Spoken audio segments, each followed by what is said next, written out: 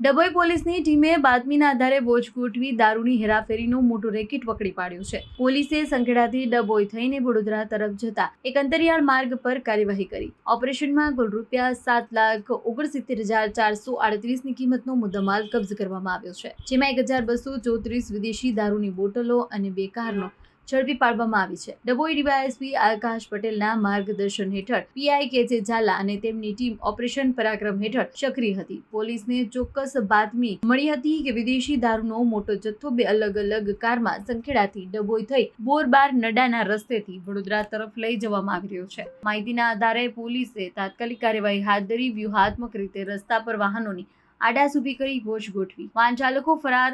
પોલીસે દારૂ જપ્ત કર્યો. જેમજ બોજ ગોઠવવામાં આવી. પોલીસને જોઈને એક ઇન્ડિકા કારનો ચાલક કારને રસ્તા પર મૂકી અંધારાનો લાભ લઈ ફરાર થઈ ગયો.